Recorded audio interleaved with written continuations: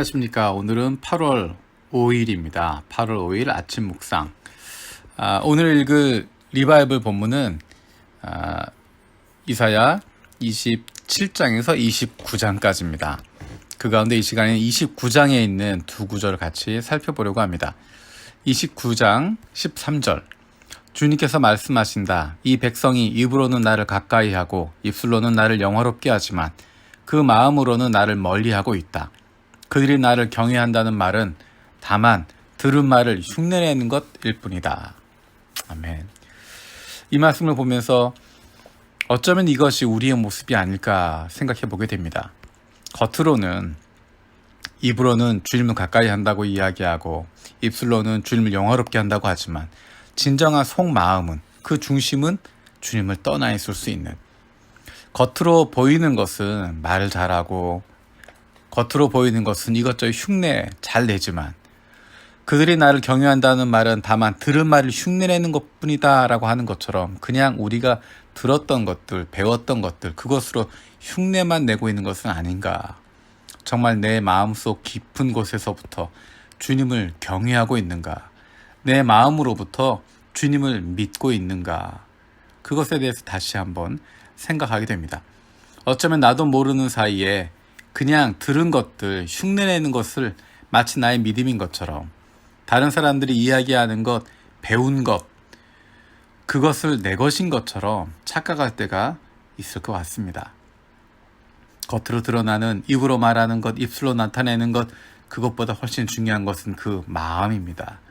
마음으로 믿어 의에 이르고 입으로 시인하여 구원에 이른다라고 사도 바울은 이야기하고 있습니다. 로마서 10장 9절 10절에 이렇게 이야기합니다. 네가 만일 네 입으로 예수를 주로 시인하며 또 하나님께서 그를 죽은 자 가운데서 살리신 것을 네 마음에 믿으면 구원을 받으리라.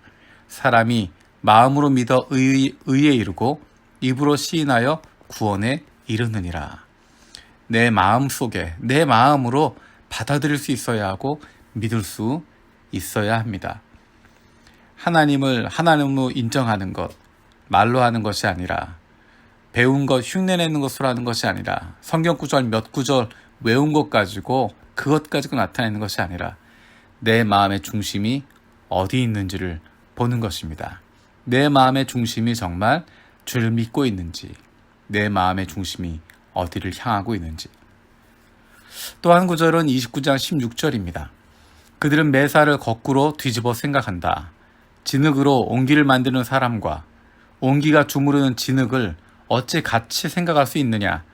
만들어진 물건이 자기를 만든 사람을 두고 그가 나를 만들지 않았다 하고 말할 수 있느냐.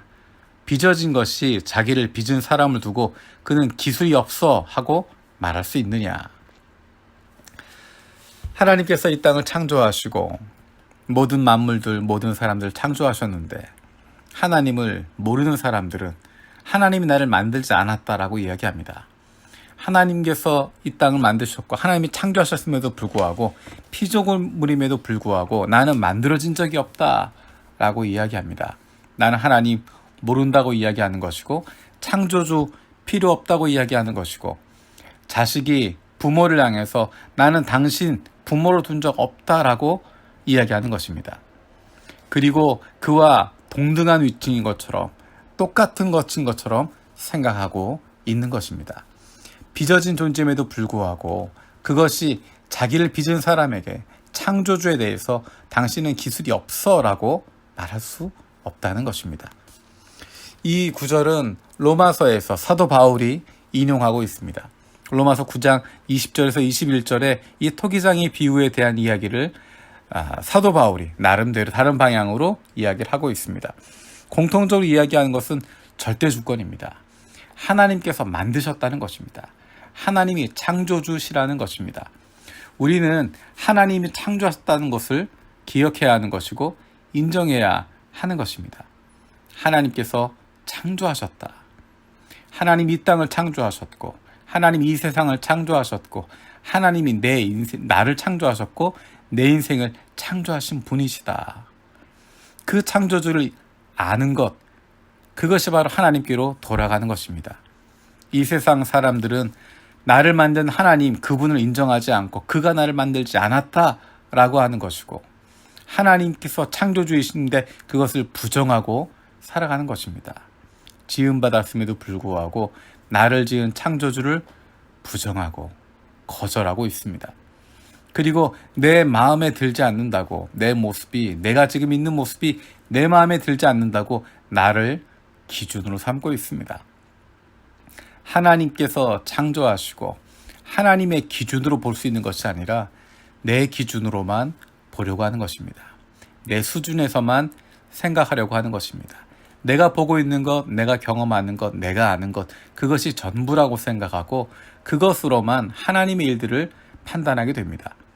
하나님께서 창조하시고 길을 인도하시고 하나님이 큰 그림을 가지고 계심에도 불구하고 우리는 자꾸만 내 기준을 가지고 내가 보고 있는 작은 구석, 그것 한 가지만 보면서 하나님을 비난하기도 하고 하나님이 잘못했다라고 이야기하기도 하고 내가 원하는 것 하나님께서 해주시지 않는다라고 판단하게 됩니다.